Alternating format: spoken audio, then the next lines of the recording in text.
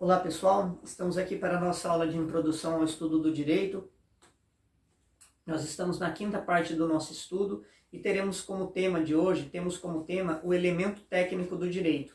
Nós vamos analisar nessa quinta parte a técnica jurídica, toda ela. E hoje nós vemos esse tema, então, vamos apresentar alguns conceitos e significados do que vem a ser, então, o elemento técnico do direito, a técnica jurídica, técnica do direito. Então vamos lá, o conceito de técnica, então assim, nós temos que a ciência, de um modo geral, ela busca fornecer ao homem conhecimento, e aí nas diversas ordens, seja natureza física, ou seja aquilo que é referente ao próprio homem, seja também no seu aspecto individual, ou seja no seu aspecto social. O conhecimento, ele não constitui necessariamente um fim, então para que se possamos alcançar esse fim, esse objetivo, é necessário a gente utilizar de uns meios adequados para que possamos então conquistá-los. E aí isso é chamado então de técnica. Isso de uma técnica de uma forma ampla, de uma forma geral. Então a técnica, ela consiste aí nesse conjunto de operações pelas quais vão se adaptando os meios adequados na busca dos fins desejados, aqueles que nós gostaríamos de realizar. Então isso seria a técnica. Então a ciência e a técnica, elas andam ali alinhadas para atender à necessidade do homem. Então enquanto a primeira ela vai se dirigir principalmente ao conhecimento humano, a segunda, que é a técnica, ela se dirige à atividade do homem, a forma como ele vai realizá-lo. Então a técnica como ciência, ela acaba sendo neutra em relação aos valores. Então ela é insensível, ela não se preocuparia então com alguns fatores. E aí ela pode ser empregada, utilizada em relação aos interesses do homem, tanto para o bem quanto para o mal, tanto para favorecer quanto para prejudicar. Então é desejável que a ciência e a técnica possam caminhar juntas, onde a ciência vai indicar o que e a técnica vai mostrar como, vai apresentar como fazer então uma determinada coisa para que se chegue ao resultado desejado. E aí nós temos o conceito e o significado de técnica jurídica, que é um pouco diferente aí da técnica por si só. Técnica jurídica. Para que o direito, então, na área do direito, para que o direito possa cumprir a sua finalidade, para que ele possa promover a segurança jurídica, que é uma das finalidades ali do direito, um dos objetivos do direito, é indispensável então o seu desenvolvimento filosófico e científico. Então a filosofia dentro do direito, ela caminha junto com a ciência, tá? Então nós temos que, para que se construa então, para que se desenvolva a filosofia e a ciência, torna-se necessário o emprego, a utilização de técnicas. Então aí seria chamado dentro do direito de técnicas jurídicas. Então, somente com essa conjugação, assim, essa união da filosofia, da ciência e da técnica jurídica, o direito seria capaz, então, de trazer, de conquistar uma das maiores finalidades que ele tem, que ele possui, que seria o bem comum, o bem-estar da sociedade. E aí a técnica jurídica, então, é esse conjunto de meios que vai tornar a prática do direito efetiva à norma jurídica. Então essa técnica jurídica, ela proporciona essa adequação daí, tornando que a prática do direito, o exercício do direito, ele seja efetivo de acordo com as normas jurídicas. Então quando o legislador vai elaborar uma lei, e elas vão ficar acessíveis ao conhecimento, ao desenvolver-se posteriormente uma técnica de interpretação, o sentido e o alcance das normas jurídicas, eles acabam ficando disponíveis para toda a sociedade. Então isso se dá através do quê? De técnicas jurídicas que são empregadas. Então para cumprir a tarefa do direito, essa tarefa então de elaboração, de aplicação, é lógico que o operador ali, né, quem vai ali aplicar, ele precisa necessariamente ter o conhecimento também científico do direito. Então vejam, por isso que está um entrelaçado com o outro. Dentro do direito, o campo aí da filosofia, a ciência e a própria técnica, aí chamada de técnica jurídica. Quais são as espécies de técnicas jurídicas? Nós temos 3 espécies: a de elaboração, a de interpretação e a de aplicação. Essas são as técnicas. Em relação à técnica de elaboração, ela engloba daí duas fases. A primeira fase é de composição e apresentação, que é chamado de técnica legislativa. Nós estudaremos posteriormente. A segunda fase é aquela fase onde a proposta de lei, o projeto de lei, ele já está em andamento, já dependendo de aprovação. Então isso é chamado de processo legislativo. Essa técnica aí, legislativa, nós vamos estudar então, como eu mencionei. A segunda, do processo legislativo, nós já estudamos então, nós abordamos ele anteriormente, já algumas aulas atrás. Nós já vimos isso, como se dá ali o processo legislativo, aquela fase ali de elaboração da lei, quando está para ser aprovado, nós já discutimos isso. Então nós veremos aí em relação à técnica legislativa, posteriormente aí em aula posterior. Depois nós temos a segunda técnica, que é a de interpretação. Então essa vai ter por objetivo revelar o significado das expressões jurídicas. Então, não é uma tarefa que somente os juízes e administradores deveriam ter, essa de interpretar, mas todos aqueles aos quais a norma se destina, ou seja, todos os membros da sociedade. Porém, isso muitas vezes acaba não sendo tão comum e tão fácil assim.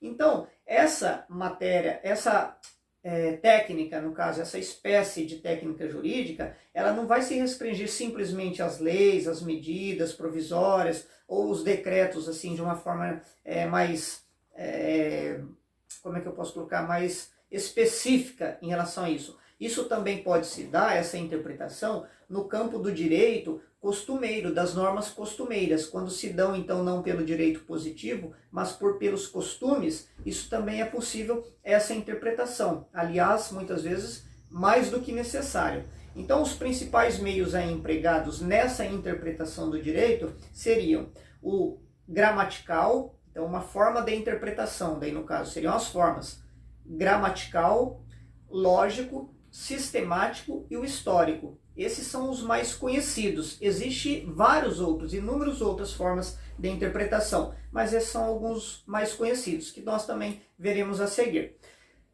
Aí nós temos a terceira técnica, que é a técnica de aplicação. Então essa tem por finalidade orientar então os juízes e todos os administradores ali, os operadores do direito, no ato de julgar. Então não se limita simplesmente à aplicação de norma no caso concreto. Essa interpretação, essa aplicação, não vai se dar somente em um caso específico, mas ela compreende todos os meios ali, onde vão se apurar provas, onde vai se pressupor então um conhecimento de uma técnica de interpretação mais ampla, mais convincente, mais apurada. Tá? Então, não é essa técnica de aplicação para que se realize somente em um determinado caso, mas é uma técnica que se utiliza em todas as situações. E aí, a premissa maior vai ser sempre a norma jurídica. Então, primeiro, eu analiso a norma jurídica e depois, consequentemente, o fato e a sentença ou decisão a ser proferida.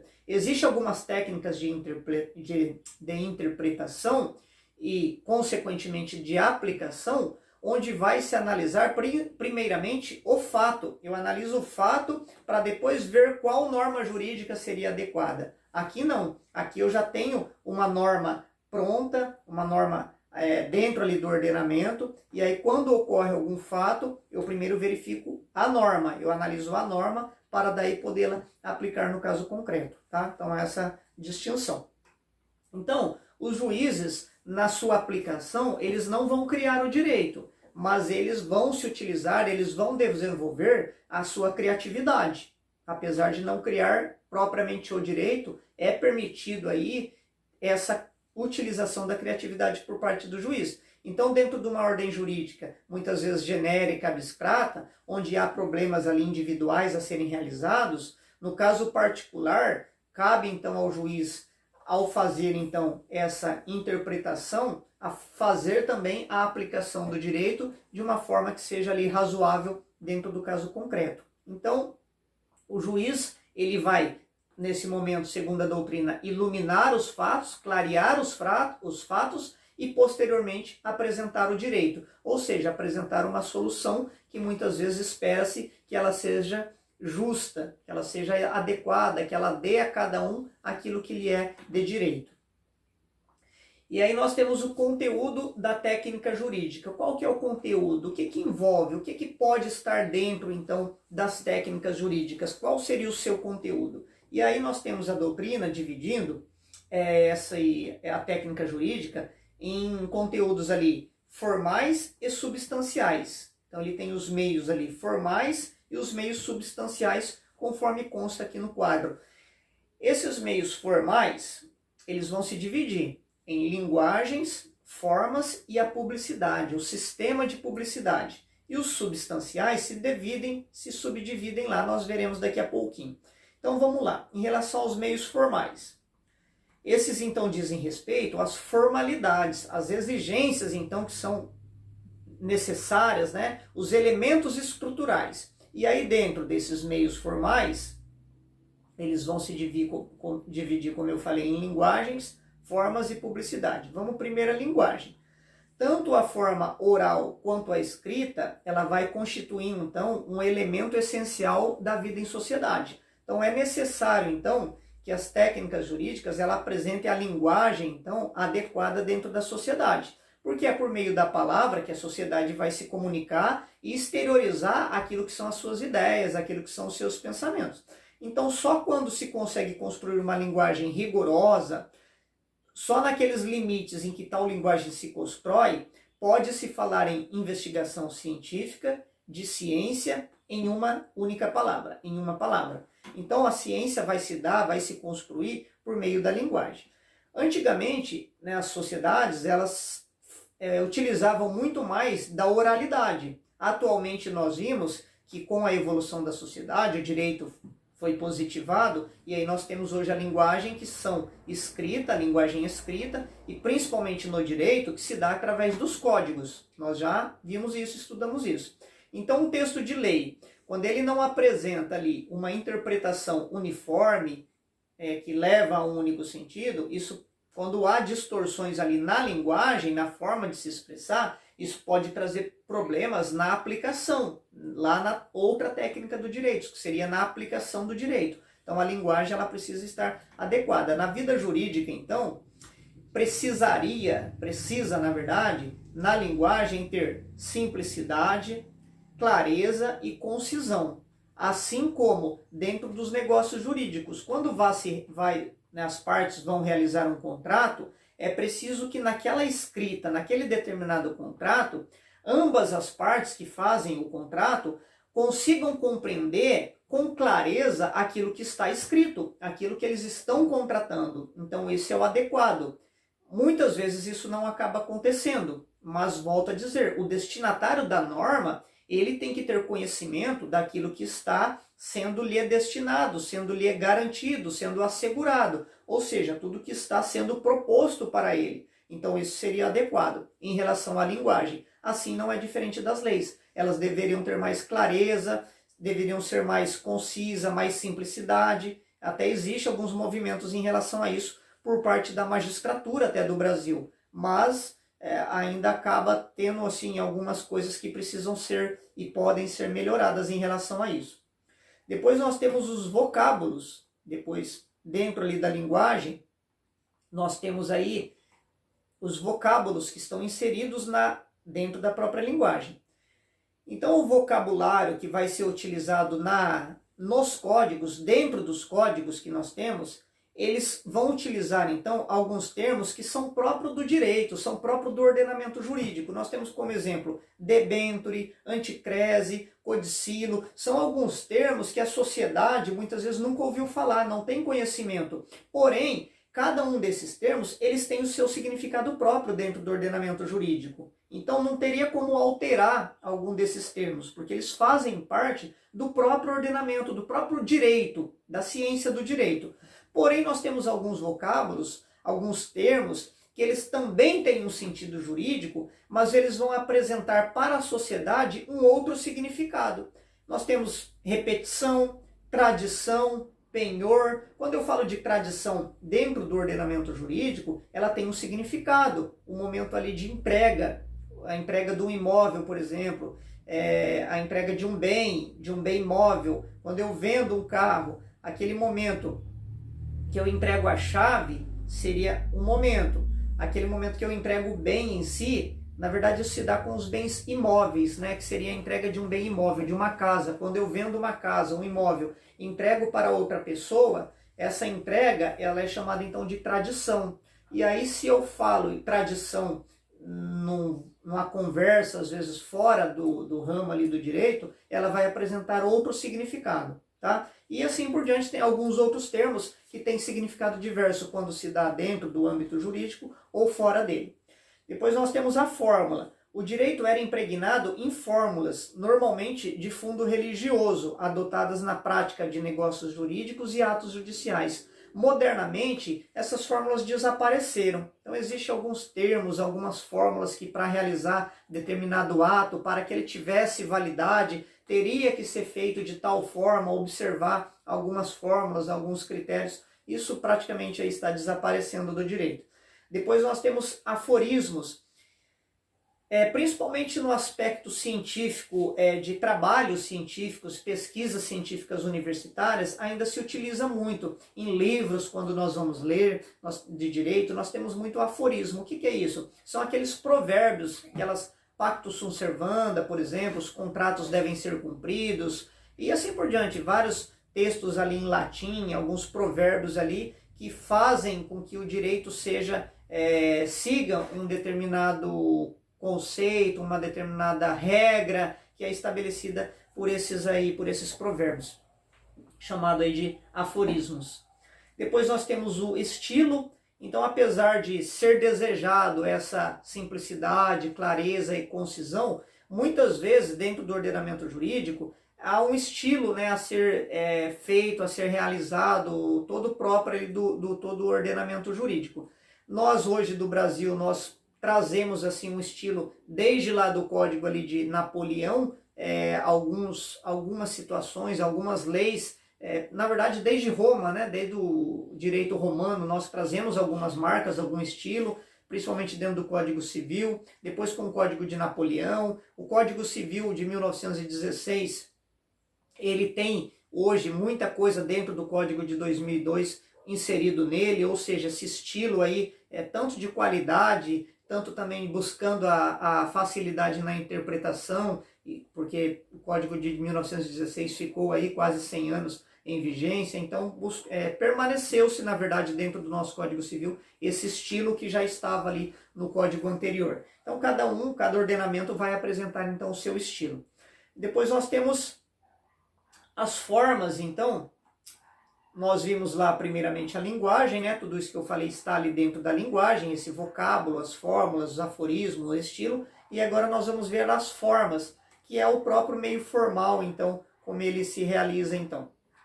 Em relação às fórmulas, as formas, aliás, são essas formalidades que são exigidas ali dentro do ordenamento jurídico. Ela tem a finalidade, então, de proteger o interesse na realização dos fatos que se dão, os fatos jurídicos que ocorrem na sociedade, e manter organizado todo o sistema, principalmente no que se refere aos assentamentos públicos, registro de pessoas, tanto pessoas naturais como pessoas jurídicas. Então, alguns negócios jurídicos, eles vão exigir para a sua realização algumas formas, e isso são chamados de atos formais.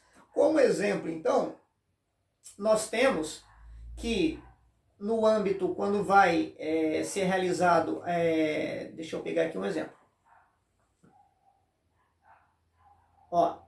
No âmbito do judiciário, por exemplo, o tipo de ações, o rito como vai ser realizado, para se realizar um determinado tipo de ação, tudo isso existe algumas formalidades, algumas exigências que eu não posso realizar de forma diversa, porque está previsto nesse ato. Isso, as formas como que devem ser realizadas, formalidades, principalmente no que se refere ao direito processual. O direito processual, ele apresenta inúmeras formalidades. E aí isso nós vamos aprender com o tempo aí, no passar do tempo aí, quais seriam os requisitos, os critérios para que protocolar um tipo de ação, para algum direito específico, algum tipo de situação, uma ação, por exemplo, possessória, ela tem uma ação própria, um rito todo especial na lei, previsto em lei. A ação de alimentos, ela também tem um rito especial. Então ela exige algumas formalidades. Na verdade, qualquer ação, ela vai ter a sua especificidade.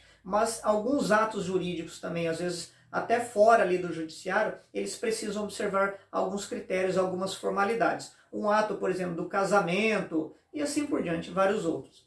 E aí, o sistema de publicidade. Alguns atos, então, alguns acontecimentos na vida jurídica, eles precisam ter publicidade. Isso, elas vão afetar, né, seja direta ou indiretamente, o bem comum. E aí precisa constar, então, em registros públicos, conforme a sua natureza ali, deve-se haver publicidade. E aí nós temos as escrituras que são lavradas lá em cartório, nos tabelionatos. Nós temos as inscrições no registro civil, seja lá de nascimento, de casamento, registro de imóveis. Então tudo isso é público. Tem um sistema todo envolvido, um sistema que dá publicidade para quem quer ter conhecimento diante daquele fato, diante daquele imóvel, de algum negócio, de algum ato jurídico. A pessoa precisa então dar publicidade, tá? É uma exigência. Junta comercial, quando vai se registrar, imóveis, empresa e várias outras então exigências que necessitam então ter publicidade dentro aí do ordenamento jurídico. E depois então nós vimos então os meios que são os meios formais, e agora o outro conteúdo se dá então de forma substancial. Então vamos lá para os meios substanciais.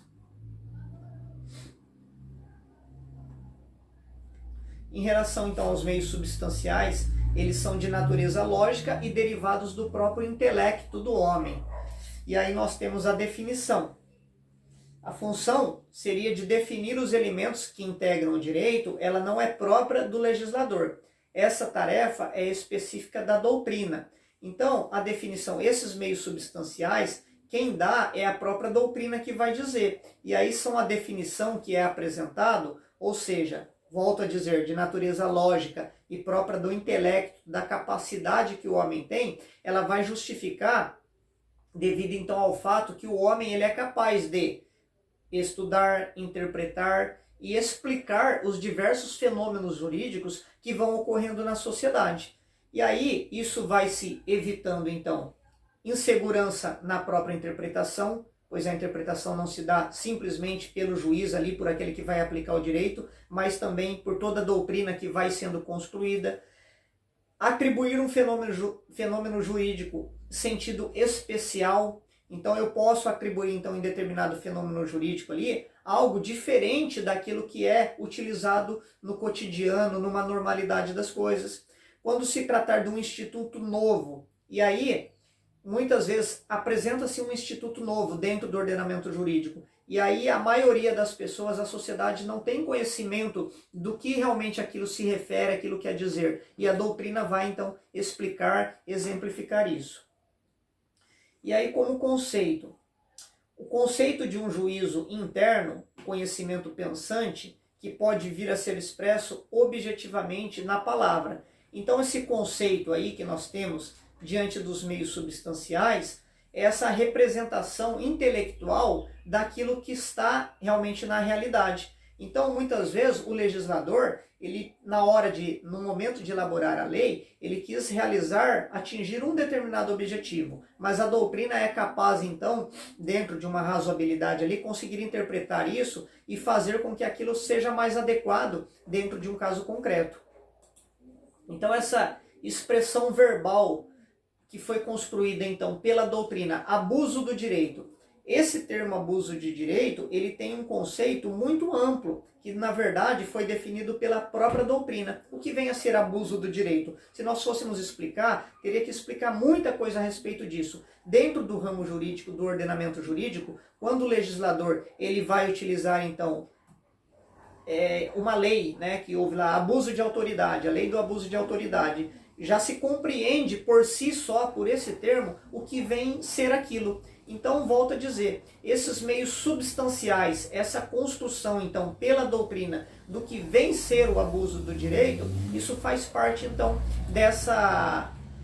desse meio, então, substancial, é um exemplo daí do meio substancial, que está dentro ali do conteúdo da técnica da jurídica. Conseguem compreender isso? Quando eu falo, então, esse termo abuso de autoridade, isso é uma construção da doutrina que está inserida ali como conteúdo da técnica jurídica. É uma técnica jurídica utilizada, esse meio substancial de poder dar sentido a uma palavra ou algum determinado termo, onde isso é compreendido por aqueles que operam, que trabalham com o direito. Deixa eu ver se temos mais algum exemplo aqui. Então, esse abuso do direito seria um. E aí, nós temos também alguns outros termos, quando vai dizer culpa dentro do ordenamento jurídico, esse conceito de culpa, o conceito de dolo, o que vem ser a dolo, que mais? Insolvência, justa causa. Então, tudo isso são termos, extradição, contrato. Cada palavra dessa, ela vai ter um significado que lhe é próprio do direito. Então é um meio, é uma técnica jurídica utilizada onde o operador do direito, né, os diversos operadores do direito, a partir desse termo simplificado, consegue extrair o significado amplo do que aquilo quer dizer. Tá? Então quando eu falo que tem um devedor insolvente, dentro do direito, eu vou saber que insolvente é aquele que não tem mais condições de pagar. O seu patrimônio, o que ele tem de patrimônio, é menor do que as dívidas existentes em nome daquele devedor. E assim por diante, vários outros significados. Alguns termos, então, quando um crime cometido, um outro exemplo, quando comete-se um crime e nele há dolo, aí, então, esse fato de haver dolo, se foi cometido com dolo, ele tem todo um significado dentro do ordenamento. Tá? Então esses seriam então os meios substanciais. Aí nós temos algumas categorias. Além desses termos que são utilizados, alguns se dão por categoria. Ou seja, é um gênero jurídico, é algo amplo. Daí não é só mais um significado, um termo que expressa algo, mas eu tenho uma categoria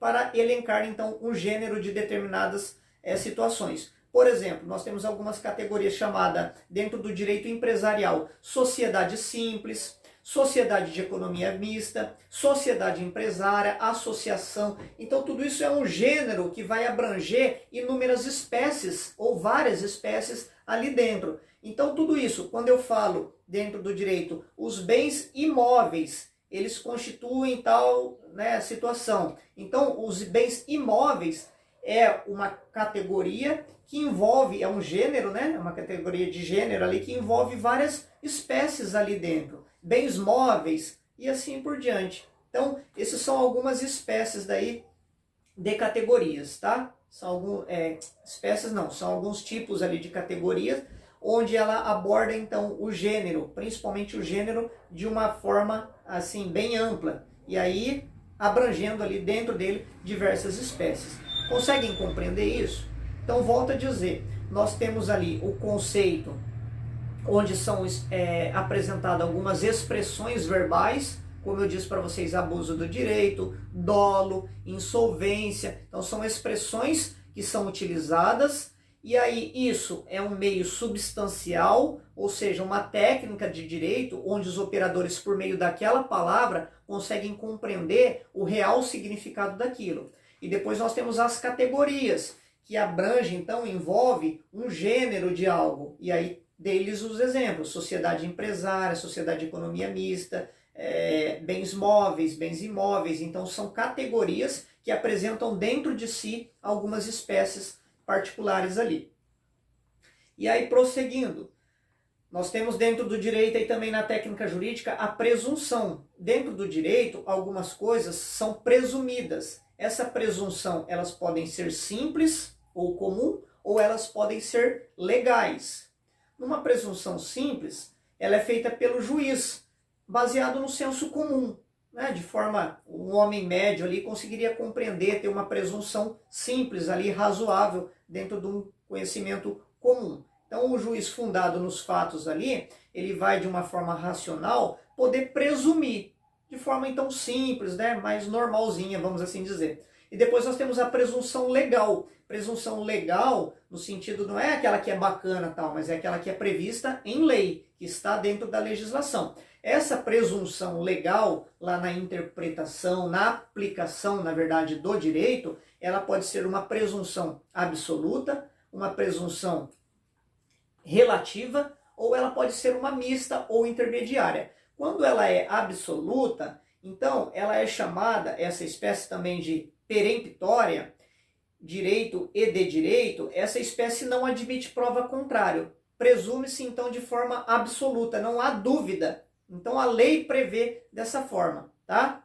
São absolutamente capazes, por exemplo, os maiores de 18 anos. Então é uma presunção absoluta. Se a pessoa tem 18 anos, presume-se que ele é capaz para os atos da vida civil. É um exemplo, né? Mas aí, lógico, sempre pode ocorrer aí haver exceções. Nós temos aí a presunção relativa. E aí, dentro dessa presunção relativa, ela então admitiria prova em contrário, tá? Nós temos isso dentro do direito do consumidor, inversão do ônus da prova e várias outras coisas mais específicas ali que também estudaremos adiante. Então essa presunção pode ser absoluta, que não admite prova em contrária. Nós temos a relativa, que aí ela vai então ser chamada de condicional ou iuris tanto, ela é relativa, ela pode ser apresentada prova em contrário, e tem uma intermediária, uma mista, que estabelece uma presunção, salvo quando previsto em própria lei, tá? Então seria essa situação.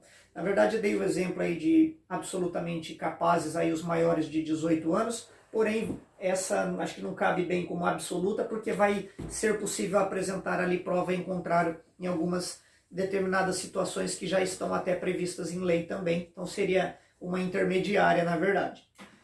E aí nós temos aí a ficção que se dá pelo direito. Então o direito ele também vai construir alguns assuntos, alguns termos que são criados pelo próprio ordenamento jurídico, pelo próprio direito, como sendo uma ficção do direito.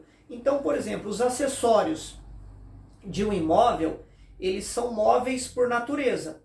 Quando eu tenho um bem imóvel e eu tenho os bens ali dentro desse imóvel, um sofá, geladeira, uma casa, uma piscina, enfim, quer que seja, isso é chamado então de acessório. Eles acompanham o objeto principal. Então, por natureza, eles são bens móveis. Só que em algumas situações, uma piscina, por exemplo, ela receberia um tratamento diferenciado e ela também estaria ali dentro do ordenamento jurídico, sendo como próprio do bem imóvel. E alguns exemplos mais ou menos nesse sentido, onde o próprio direito ele cria essa ficção, então, para que possa ser trabalhado algumas normas e alguns fatos, enfim, para que possa ser solucionado alguns litígios ali dentro da sociedade.